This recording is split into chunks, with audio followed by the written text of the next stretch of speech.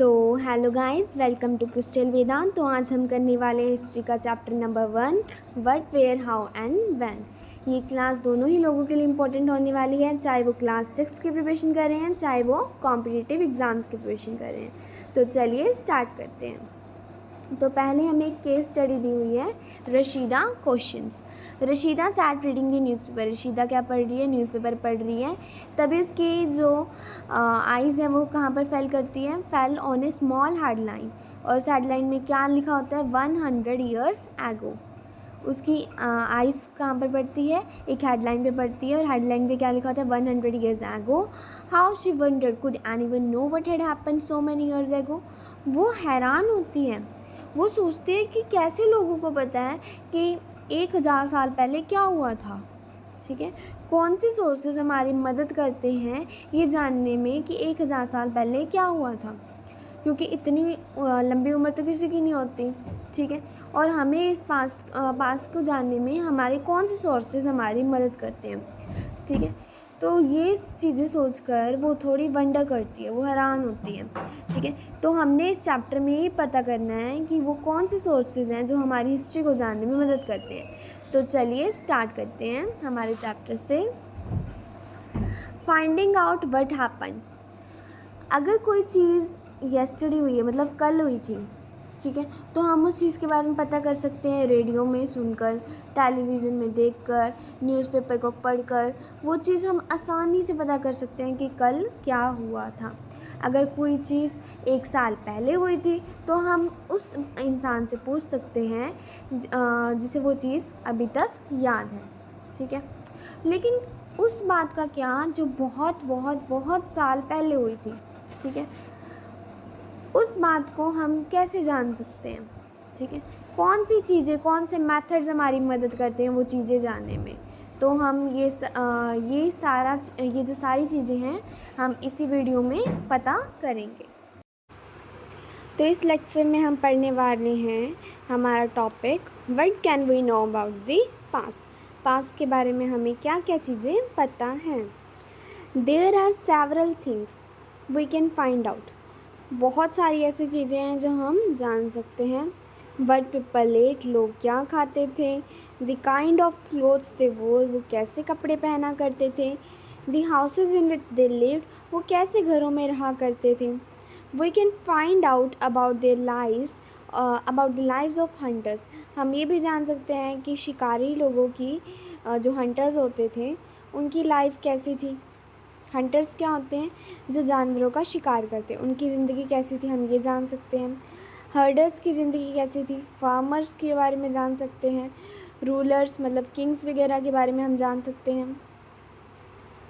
Merchants के बारे में हम जान सकते हैं। प्रीस्ट पुजारी के बारे में जान सकते हैं। मर्चेंट्स क्या होते हैं? मर्चेंट्स वो होते हैं जो व्यापारी होते हैं, ठीक है, जो ट्रेड करते हैं। प्रीस्ट पुजारी होते हैं। क्राफ्ट पर्सन्स के बारे में हम जान सकते हैं, आर्टिस्ट, म्यूजिशियन, साइंटिस्ट। इन सब लोगों के बारे में हम जान सकते हैं। We can also find out about the game children played. हम ये भी जान सकते हैं कि बच्चे कौन कौन से गेम्स खेला करते थे पुराने ज़माने में, वो कौन सी स्टोरी सुनना पसंद करते थे। द प्लेस दे सॉ, कौन से वो नाटक देखना पसंद करते थे। द सॉन्ग दे सैंग, वो कौन से गाने गाया करते थे। ये सारी चीज़ें हम पास्ट से जान सकते हैं। ठीक है, इसलिए हमारा जो पास्ट को जानना बहुत ज़रूरी है। जब तक हमें पास्ट नहीं पता चलेगा ना कि पिछले समय में क्या हुआ है, तो उससे हमें ये सब चीज़ों के बारे में भी नहीं पता चलेगा। ठीक है, वेयर डिड पीपल लिव, लोग कहाँ पर रहते थे। Find the river Narmada on map. River Narmada कहाँ पर है? सो सी रिवर नर्मदा ये रही। ठीक है, रिवर नर्मदा की लोकेशन को याद कर लीजिए, ये कॉम्पिटिटिव एग्ज़ाम्स के लिए भी इम्पॉर्टेंट है, साथ ही आपकी बेसिक नॉलेज को भी इम्प्रूव करेगी। ठीक है, तो रिवर नर्मदा ये रही। ओके, नेक्स्ट क्या है? People have lived along the bank of this river for several 100,000 years. तो यहाँ पर कहा गया है कि लोग ज़्यादातर कहाँ रहना पसंद करते थे? नदियों के किनारे। लोग कहाँ पर रहना पसंद करते थे? नदियों के किनारे, बहुत साल पहले। ऐसा क्यों? क्योंकि एक तो उनकी फ़िशिंग की रिक्वायरमेंट्स, मतलब उनकी फूड रिक्वायरमेंट्स पूरी होती थी। वो आसानी से फ़िशिंग कर कर अपनी जो भी रिक्वायरमेंट्स थी वो पूरी कर सकते थे। दूसरा, अगर उन्हें ड्रिंकिंग पर्पज़ के लिए, वॉशिंग के लिए, चाहे किसी भी पर्पज़ के लिए वाटर की रिक्वायरमेंट है, तो वो नदियों के किनारे बस जाते थे और अपनी जो रिक्वायरमेंट्स थी वो पूरी कर लेते थे। अब वो नदियों के किनारे ही क्यों बसते थे? क्योंकि आज के समय तो हम क्या करते हैं, हमें अगर पानी की रिक्वायरमेंट है तो हम क्या करते हैं, जो नदी के पास नहीं जाते हम क्या करते हैं, पूरी की पूरी जो वाटर सप्लाई है ना वो हम अपने घरों में लगा लेते हैं। ठीक है, वाटर खुद हमारे पास चल कर आता है, हम वाटर के पास नहीं जाते। लेकिन पास टाइम में हमारे पास टेक्नोलॉजी नहीं थी, तो हमें खुद जाकर नदियों के किनारे बसना पड़ता था हमारी रिक्वायरमेंट्स को पूरी करने के लिए। ठीक है, तो लोग कहाँ पर बसना पसंद करते थे? नदियों के किनारे। Some of the earliest people who lived here were skilled gatherers। जो लोग पुराने के समय के जो लोग थे वो ज़्यादातर क्या करते थे? गैदरिंग करते थे। क्या करते थे? गैदरिंग क्या होती है? फ्रूट्स वगैरह, कोई मेडिसिनल हर्ब्स वगैरह इकट्ठी कर लेना। ठीक है, तो वो स्किल्ड गैदरर्स थे। पीपल वो गैदर देयर फूड, जो लोग अपना फूड गैदर करते थे। They knew about the vast wealth of plants in the surrounding forest and collected roots. उन्हें हर चीज़ के बारे में नॉलेज थी, उन्हें हर एक प्लांट के बारे में नॉलेज थी। ठीक है, तो उन्हें पता था कि कौन सा प्लांट अच्छी क्वालिटी का है। फिर वो उस अच्छी क्वालिटी के प्लांट से क्या बनाते थे, कोई आयुर्वेदिक दवाई बना ली, कोई मेडिसिन बना ली। ठीक है, तो वो उनको कलेक्ट किया करते थे।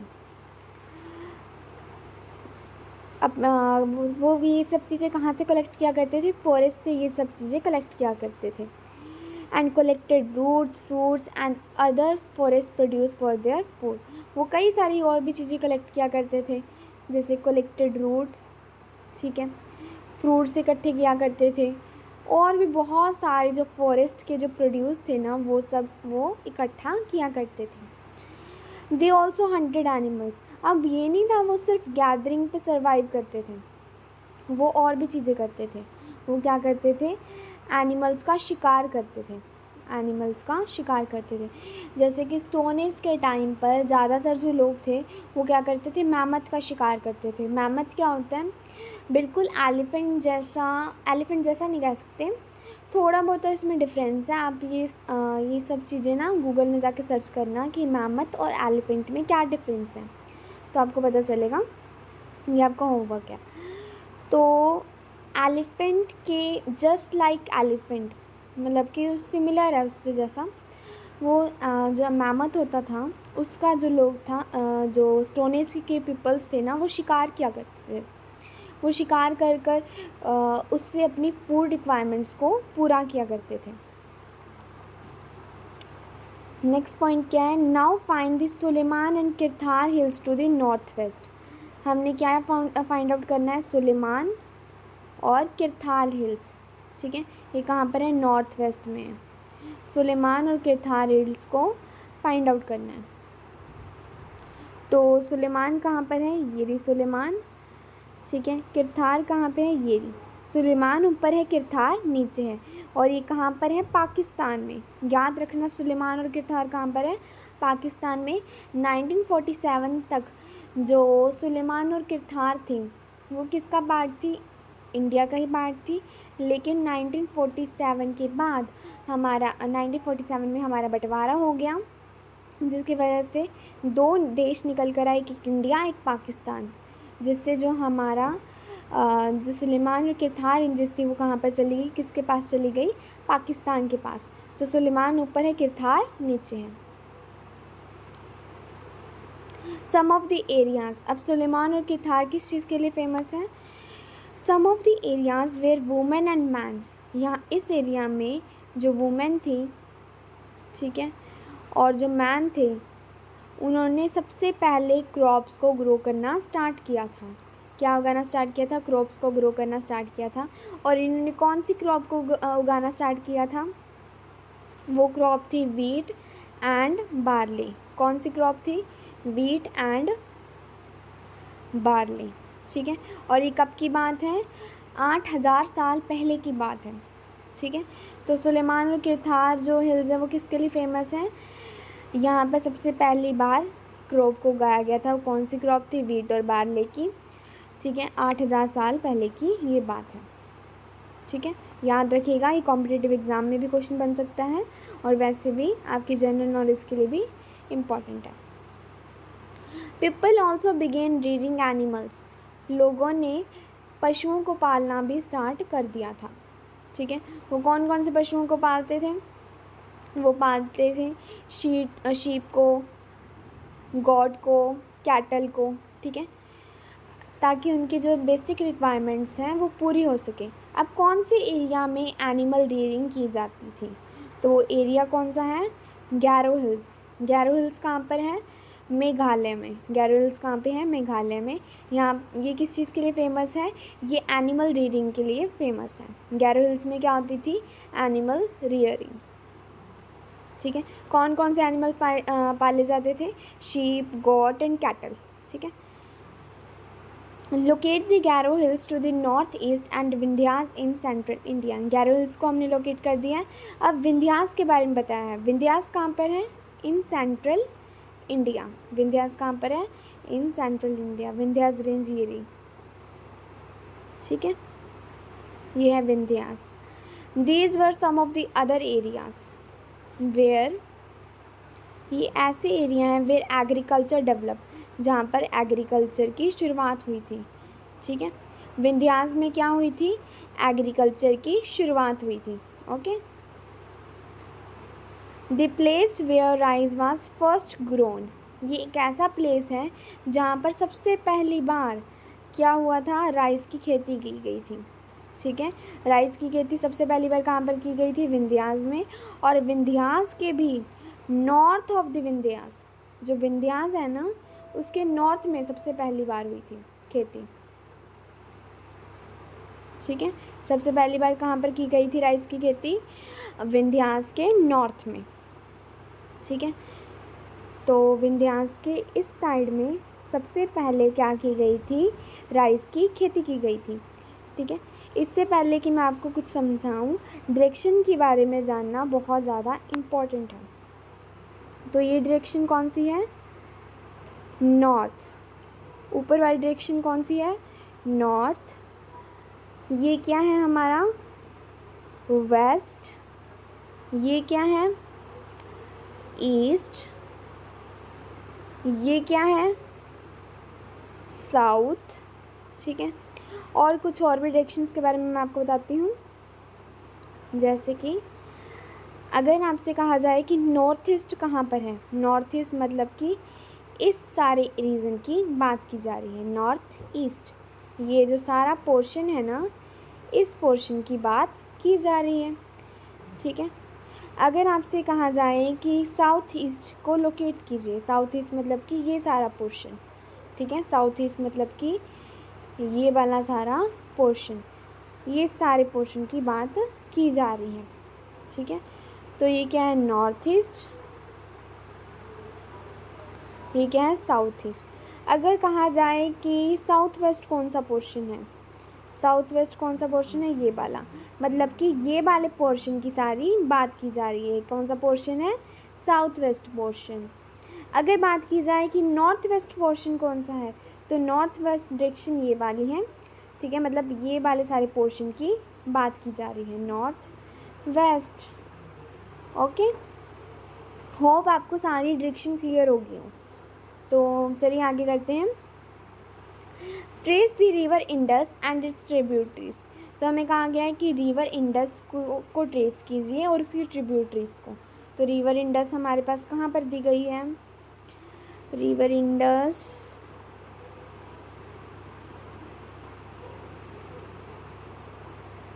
तो रिवर इंडस हमारे पास ये रही। ठीक है, तो इसकी ट्रिब्यूटरीज कौन कौन सी हैं?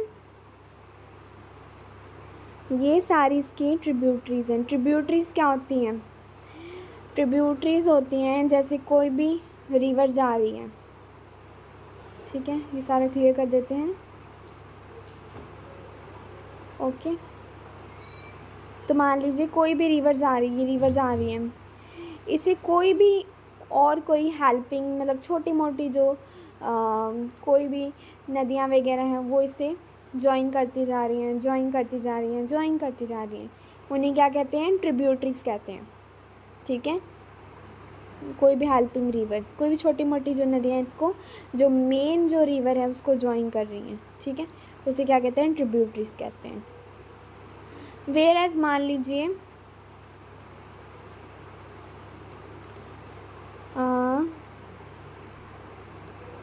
अगर कोई जो रिवर है उससे कोई नदी अलग जा रही है, ठीक है, उससे निकल रही है, टूट रही है, ठीक है, तो इसे क्या कहते हैं? डिस्ट्रीब्यूटरी।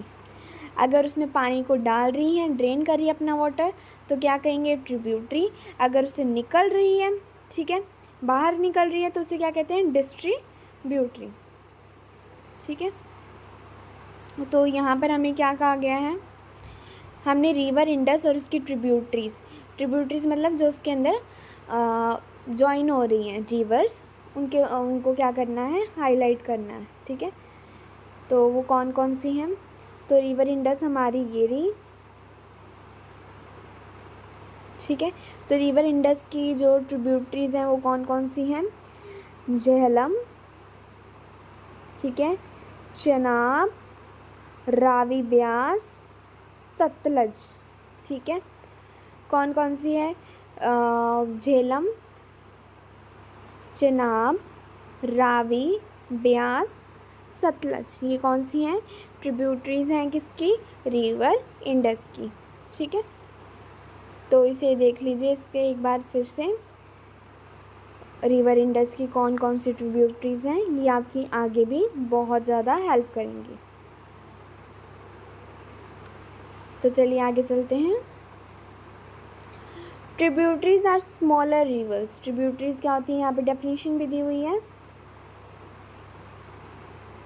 ट्रिब्यूटरीज क्या होती हैं? ट्रिब्यूटरीज स्मॉलर रिवर्स होती हैं, छोटी छोटी नदियाँ होती हैं जो लार्जर रिवर में, जो सबसे बड़ी नदी होती है उसमें अपना पानी क्या कर देती हैं? ड्रेन कर देती हैं। अब नेक्स्ट आपको क्या बताया हमें? About 4700 years ago, about 4700 years ago क्या हुआ था? सम ऑफ द अर्लीस्ट सिटीज़, ठीक है, सबसे पहले जो सिटीज़ जो थी वो कहाँ पर बनी थी? Flourished on the bank of this reverse. सबसे पहले जो सिटीज़ थी, सबसे पहले जो शहर थे वो कहाँ पर बनना स्टार्ट हुए थे? रिवर इंडस के पास बनना स्टार्ट हुए थे। और ये कब की बात है? अबाउट 4700 ईयर्स एगो सबसे पहले जो शहर थे वो कहाँ पर बने थे? रिवर इंडस के पास बने थे। लेकिन बाद में क्या होता है? लेटर ऑन 2500 ईयर्स एगो, ठीक है, 2500 ईयर्स एगो क्या होता है? सिटीज़ जो हैं वो कहाँ पर बनना स्टार्ट हो जाती हैं? On the banks of river Ganga. River Ganga के किनारे भी सिटीज़ जो हैं बनना स्टार्ट हो जाती हैं। सबसे पहले सिटीज़ कहाँ पर बनी? रिवर इंडस के किनारे। बाद में सिटीज़ कहाँ पर बनी? रिवर गंगा के किनारे, ठीक है।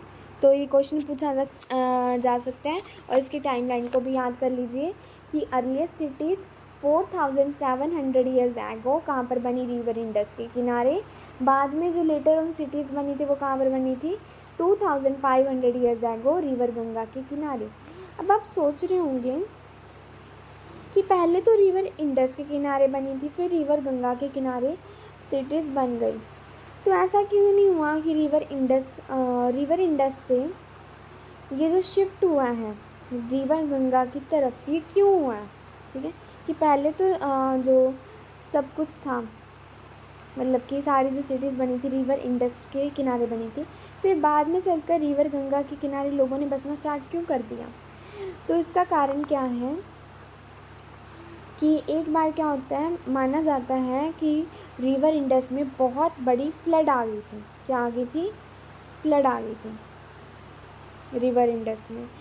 तो जिसके कारण जो लार्ज नंबर ऑफ पीपल थे ना, वो डिस्प्लेस कर कहाँ चले गए? रिवर इंडस से रिवर गंगा के किनारे बसना स्टार्ट कर दिया। ऐसा सेम एक केस एक मूवी है मोहनजोदड़ो, उसमें दिखाया गया है। आप ये मूवी ज़रूर देखिए, एजुकेशन पर्पज़ में आपकी बहुत ज़्यादा काम आएगी। ठीक है, सो अब हम आगे करते हैं।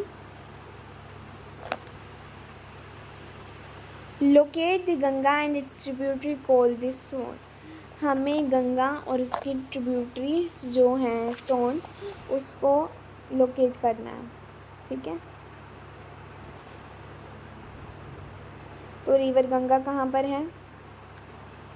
रिवर गंगा हमारी ये रही। ठीक है, ये रही गंगा। ठीक है, ये रही रिवर गंगा हमारी। ठीक है, और इसकी ट्रिब्यूटरी कौन सी है? सोन। ठीक है, इसकी ट्रिब्यूटरी कौन सी है? सोन, ये रही। ठीक है, ट्रिब्यूटरी कौन होती है? जैसे ज्वाइन करती है। और रिवर गंगा ये सारा एरिया जो है कवर करती है, और सोन इसकी ट्रिब्यूटरी है। ठीक है,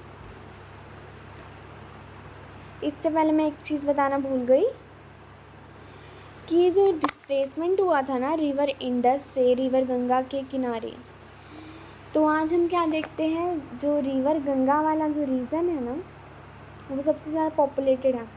इसका कारण क्या है? जो पास्ट में जो डिस्प्लेसमेंट हुआ था ना, वो ही इसका कारण है मेजर।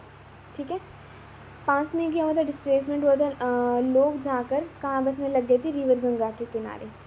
वो हम आज भी देख सकते हैं कि आज भी प्रेजेंट में भी सबसे ज़्यादा जो पॉपुलेटेड एरिया है वो यूपी वाला गंगा वाला एरिया है।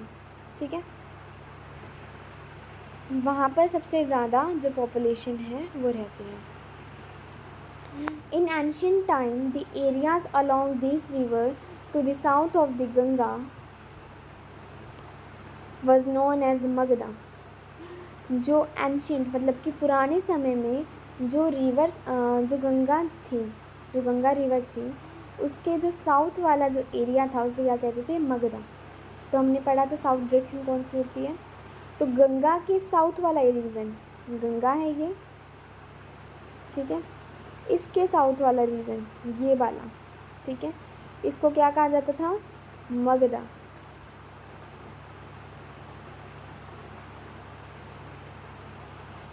ठीक है, गंगा के साउथ वाला रीजन एंशियंट टाइम में इसे क्या कहा जाता था? मगधा। ये जो मगधा रीजन था ना, आज के बिहार, ठीक है, now lying in the state of Bihar. ठीक है, आज के बिहार तक बिहार को भी अब इसमें इंक्लूड करते हैं। It's ruler were very powerful. इसके जो रूलर थे ना, बहुत ज़्यादा पावरफुल थे। ठीक है, जो मगधा था, मगधा एक एरिया था, ठीक है, जहाँ के जो रूलर थे बहुत ज़्यादा पावरफुल थे। ठीक है, और इन्होंने बहुत बड़े बड़े लार्ज किंगडम्स को सेटअप किया हुआ था। इनके बहुत बड़े बड़े किंगडम्स थे। Kingdom were set up in other part of the country as well. ऐसा नहीं सिर्फ मगधा तक इनके मतलब स्पेसिफिक एरिया तक इनके किंगडम्स थे, इनके बहुत सारे अलग अलग जगह पर भी इनके किंगडम्स थे। Other parts of the countries में भी इनके किंगडम्स थे, दूसरे देशों में भी इनके किंगडम्स थे।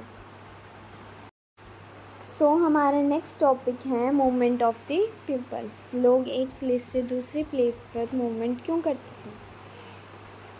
Throughout people travel from one part of the subcontinent to another. ठीक है, लोग क्या करते थे? एक पार्ट से दूसरे पार्ट तक क्या करते थे? मूवमेंट करते थे। सब कॉन्टिनेंट के एक जगह से दूसरी जगह मूवमेंट करते थे। अब आपके दिमाग में क्वेश्चन आ रहा होगा कि सब कॉन्टिनेंट क्या होता है? सब कॉन्टिनेंट मतलब कि एक ऐसा प्लेस जहाँ का जो टेरेन है, ठीक है, क्लाइमेट है, वेदर है, सब कुछ एक जैसा हो, सेम हो, ठीक है। एक ऐसा रीज़न जहाँ का क्लाइमेट, टोपोग्राफी, जो हर एक जो नेचुरल एलिमेंट है वो बिल्कुल एग्जैक्ट सेम हो। जैसे कि हम बोलते हैं इंडियन सब कॉन्टिनेंट, हम बोलते हैं ना इंडियन सब कॉन्टिनेंट। इंडियन सब कॉन्टिनेंट मतलब कि क्या होता है, जैसे कि इंडियन सब कॉन्टिनेंट में क्या आ जाता है, बांग्लादेश, पाकिस्तान, म्यांमार, नेपाल, भूटान, इंडिया, ये सब कुछ इंडियन सब कॉन्टिनेंट का पार्ट है, ठीक है। तो आप सोच रहे होंगे ये सब कुछ इंडियन सब कॉन्टिनेंट का पार्ट है, तो इंडियन सब कॉन्टिनेंट मतलब कि इंडियन सब कॉन्टिनेंट मतलब कि एक ऐसा रीजन जहाँ का जो क्लाइमेट, ठीक है, जहाँ की टोपोग्राफी, वेदर, ह्यूमिडिटी सब कुछ सेम हो।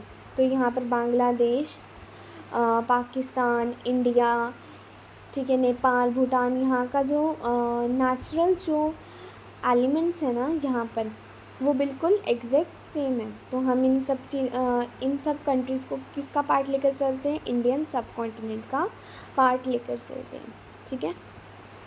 तो यहाँ पर कहा गया है जो पीपल हैं वो क्या करते हैं, ट्रैवल करते हैं one part of the subcontinent to the another. एक पार्ट जो है सब कॉन्टिनेंट का, उससे उठकर लोग कहाँ पर जाते हैं, दूसरे पार्ट में जाते हैं सब कॉन्टिनेंट के, ठीक है। पहले के समय में क्या होता था कि कोई भी डिफाइंड टेरिटरी नहीं होती थी, लोगों को जहाँ मर्जी जाना है वो जा सकते थे, ठीक है। बस किंगडम्स होते थे और वहाँ पर भी इतनी ज़्यादा रिस्ट्रिक्शन नहीं होती थी, बस जो किंग था उसे टैक्स पे करने पड़ते थे और कोई मूवमेंट के लिए कोई पासपोर्ट, वीज़ा वगैरह इस सब चीज़ की नीड नहीं होती थी, ठीक है। तो लोग ट्रैवल करते थे, वो किसी भी कहीं मर्जी जा सकते थे। अगर किसी को नेपाल जाने नेपाल जा सकते थे, भूटान जाने भूटान जा सकते थे। उस टाइम पे नेपाल भूटान नहीं कहते थे इनको, लेकिन मैं एक बार के रेफरेंस के लिए आपको बता रही हूँ कि वो फ्रीली मूव कर सकते थे एक जगह से दूसरी जगह पर, ठीक है। तो इंडियन सब कॉन्टिनेंट आपको पता चल गया होगा। The hills and high mountains including the Himalayas, deserts, rivers and seas made journey dangerous। अब क्या होता था, पहले के समय में बहुत ऊंचे ऊंचे पहाड़ होते थे, रिवर्स होते थे, सीज होते थे, जिनकी वजह से जो हमारी यात्रा होती थी वो डेंजर से बच जाती थी, ठीक है। अब तो क्या है, अगर हमें माउंटेन पे जाना है, ठीक है, माउंटेन है, ठीक है, तो हम माउंटेन के ऊपर से प्लेन को लेकर जा सकते हैं, ठीक है, एरोप्लेन पे जा सकते हैं माउंटेन के ऊपर से, ठीक है। अगर हमें रिवर के उस पार जाना है तो हम बोट्स का इस्तेमाल कर सकते हैं, शिप का इस्तेमाल कर सकते हैं। लेकिन पहले के टाइम पर ये सब टेक्नोलॉजी नहीं होती थी, इसकी वजह से हमारी जो जर्नीज़ थी वो डेंजरस बन जाती थी, ठीक है, बट नेवर इम्पॉसिबल। लेकिन इसका मतलब ये नहीं था कि जर्नी जो है डेंजरस होगी, इसका मतलब ये नहीं बिल्कुल इम्पॉसिबल होगी। लोग फिर भी एक जगह से दूसरी जगह मूवमेंट करते थे, ठीक है, चाहे कैसे मर्जी करें, ठीक है, वो मूवमेंट करते थे। So man and movement moved in search of livelihood as also to escape from natural disaster। अब लोग मूवमेंट क्यों करते थे, ठीक है, man and women moved in search of livelihood. लोग क्यों मूवमेंट करते थे, अगर उन्हें लाइवलीहुड की ज़रूरत है, ठीक है, अगर उन्हें जीविका के लिए कुछ चाहिए, ठीक है, अपनी जीविका के लिए उन्हें कुछ चाहिए, कोई काम चाहिए, इसके लिए वो मूवमेंट करते थे। Also to escape from natural disaster, मान लीजिए कोई नेचुरल डिज़ास्टर आ गया, कोई फ्लड वगैरह आ गई, ठीक है, कोई ड्रॉट आ गई, ठीक है, इससे बचने के लिए भी लोग एक जगह से दूसरी जगह मूव करते थे, ठीक है। फ्लड और ड्रॉट मतलब कि फ्लड क्या होता है, जब बारिश जो होती है ना वो नॉर्मल से बहुत ज़्यादा होती है, जिससे फ्लड की सिचुएशन आ जाती है, बाढ़ की सिचुएशन होती है।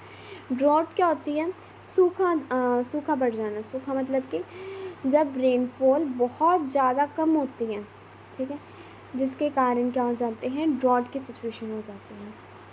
Some time man marched in army, कई बार क्या होता था कि दूसरी जो किंगडम की आर्मीज़ थी ना, वो एक दूसरे के किंगडम्स में हमला कर देती थी, ठीक है, उनकी ज़मीनों पर कब्ज़ा कर लेती थी, तो लोगों को मूव होना पड़ता था। उन्हें डर रहता था कि अगर दूसरे किंगडम ने हमारे किंगडम पे कब्ज़ा कर लिया तो अब वो अपनी शर्तें मनवाएंगे, ठीक है, ऐसा भी हो सकता है वो हमें हार्म करें, ठीक है। तो उनके जो क्रूअल्टी थी, उनकी जो तानाशाही थी, उससे बचने के लिए भी लोग एक प्लेस से दूसरी प्लेस पर चले जाते थे। और क्या था, जो मर्चेंट्स होते थे, मर्चेंट्स मतलब कि व्यापारी लोग, वो भी क्या करते थे, एक प्लेस से दूसरी प्लेस में मूव करते थे। मर्चेंट्स ट्रैवल्ड विद कारवंस और ships carrying valuable goods from place to place. Merchants क्या थे, ट्रेड के लिए एक जगह से दूसरी जगह मूव करते थे। वो शिप्स पे क्या क्या लोड करते थे, बहुत ही प्रीशियस गुड्स, ठीक है, उसे वो एक जगह से लेकर दूसरी जगह बेचते थे। रिलीजियस टीचर्स भी मूव करते थे, जैसे प्रीस्ट वगैरह।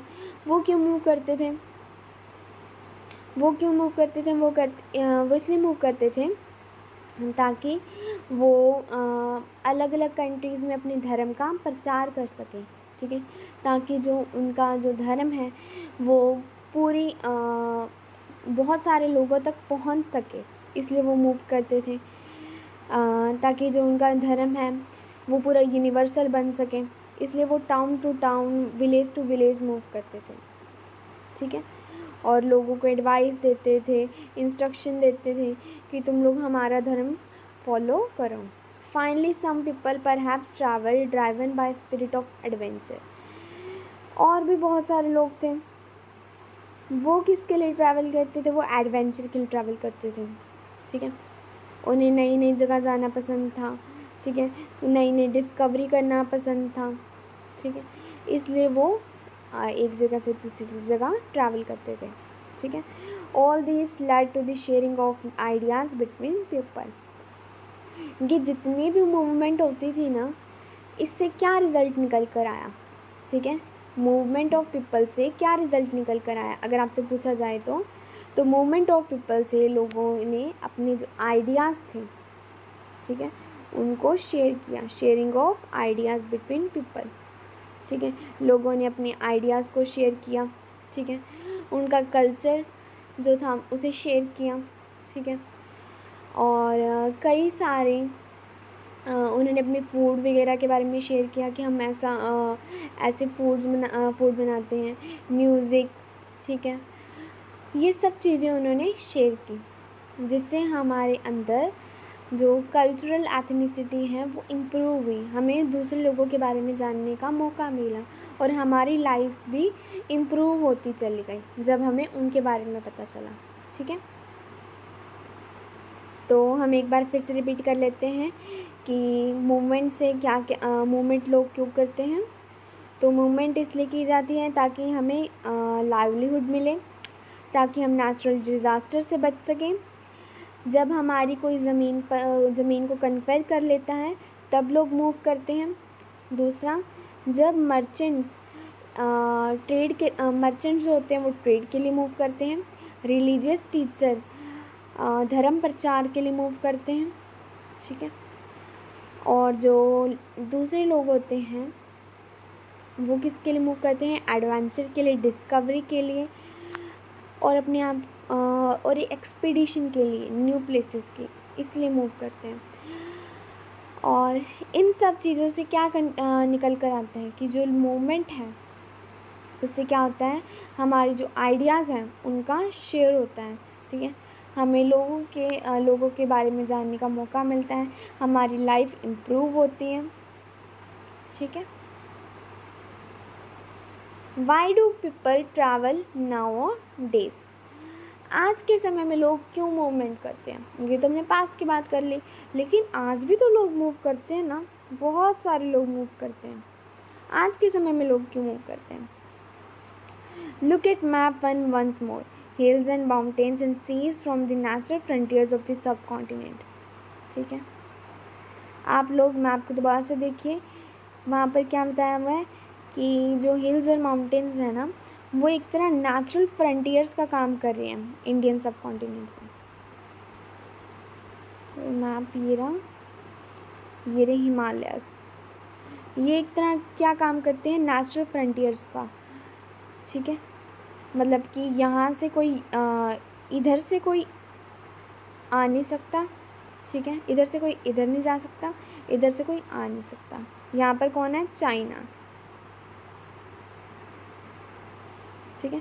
तो कुछ हद तक इन्होंने हमें चाइना से बचाया हुआ है, ओके। नेचुरल फ्रंटियर्स हैं, हमें यहाँ पर कोई बॉर्डर वगैरह बनाने की ज़रूरत नहीं है, ऑलरेडी नेचर ने हमें एक तरह का बॉर्डर प्रोवाइड किया हुआ है।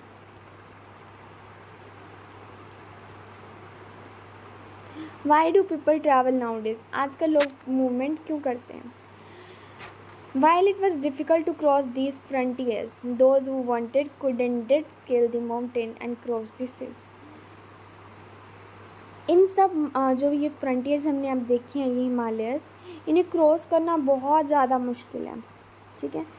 बहुत से भी बहुत ज़्यादा मुश्किल है इन्हें क्रॉस करना, क्योंकि बहुत ज़्यादा बड़े होते हैं, ठीक है। वो लेकिन फिर भी those who wanted could and did scale the mountains and cross the seas, लेकिन कुछ लोग जो चाहते हैं कि उन माउंटेन्स को क्रॉस करना, वो क्या करते हैं, इन माउंटेन्स को क्रॉस करते हैं, इन सीज़ को क्रॉस करते हैं और दूसरी जगह दूसरे पार जाते हैं, ठीक है। हम जानते हैं कि इन्हें क्रॉस करना बिल्कुल डिफ़िकल्ट है, लेकिन जो इन जगहों को क्रॉस करना चाहते हैं, इन माउंटेन्स को क्रॉस करना चाहते हैं, ठीक है, वो इन माउंटेन्स को क्रॉस करते हैं, इन सीज़ को क्रॉस करते हैं।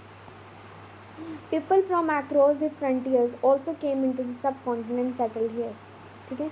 जो फ्रंटियर्स के जो नेचुरल फ्रंटियर्स है ना, यहाँ पर अपन ने क्या देखा था, चाइना, नेपाल, ठीक है,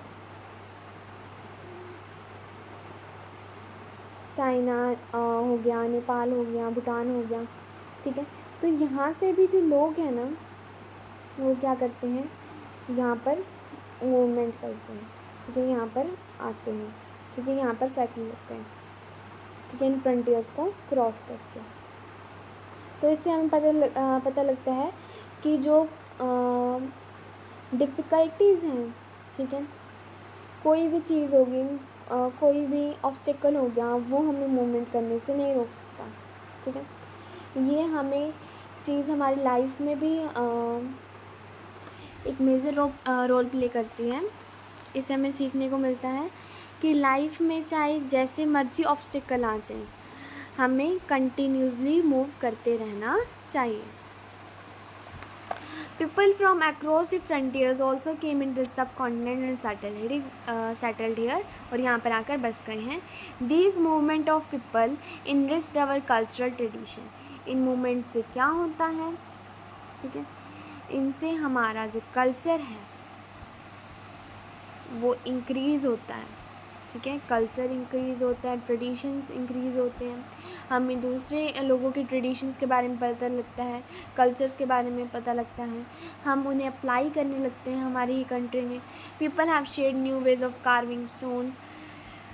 इनसे पास्ट में क्या होता था कि लोग जब ट्रैवल करते थे ना, तो उन्हें दूसरे लोगों के बारे में क्या पता लगता था कि वो कैसे स्टोन्स की कार्विंग करते हैं, ठीक है, वो कैसे स्टोन्स की कार्विंग करते हैं, वो कैसे म्यूज़िक कंपोज करते हैं, ठीक है, वो कैसे अपना खाना बनाते हैं, ठीक है। ये सब चीज़ें वो जब दूसरी कंट्री से सीख के आते थे तो वो अपनी कंट्री में अप्लाई करते थे, ठीक है। तो इससे उनका जो कल्चर ट्रेडिशन था वो इनरिच होता गया, उनका कल्चर ट्रेडिशन एक्सपेंड होता गया। तो यहाँ पर एक क्वेश्चन पूछा गया था, why do people travel now days. आज भी सेम वही कारण है कि लोग ट्रेड के लिए ट्रैवल करते हैं। अगर मान लीजिए किसी कंट्री में फ्लड आ गई किसी स्पेसिफिक रीज़न में, ठीक है, तो वहाँ से उठकर लोग उसी कंट्री की किसी और जगह पर रहने लग जाएंगे, ठीक है। ट्रेड के लिए ट्रैवल करते हैं, एजुकेशन के लोग ट्रैवल करते हैं, ठीक है। अगर किसी को बहुत अच्छी हाई स्किल हाई क्वालिटी की एजुकेशन चाहिए वो लोग अब्रॉड जाते हैं। लोग जॉब के लिए ट्रैवल करते हैं, रूरल टू अर्बन एरियाज़, ठीक है। और भी वो जैसे अपन देखें हैं नेपाल से भी लोग कई सारे यहाँ पर इंडिया में आते हैं, ठीक है, काम के लिए। और इंडिया से भी कई सारे जो लोग हैं वो कहाँ जाते हैं, नेपाल में जाते हैं। ऐसा इसलिए क्यों? क्योंकि नेपाल और भूटान में विदाउट पासपोर्ट विदाउट वीज़ा हम फ्रीली मूव कर सकते हैं, ठीक है। तो सेम कुछ हद तक हमारे जो ट्रैवल करने की रीज़न है ना वो पास के साथ थोड़ी बहुत सेम है, ठीक है। लेकिन कुछ न्यू चीज़ें भी हुई हैं जिनकी वजह से लोग ट्रैवल करते हैं। वो आप लोग ना कमेंट में लिखना ज़रूर कि आज जो लोग हैं वो ट्रैवल क्यों करते हैं,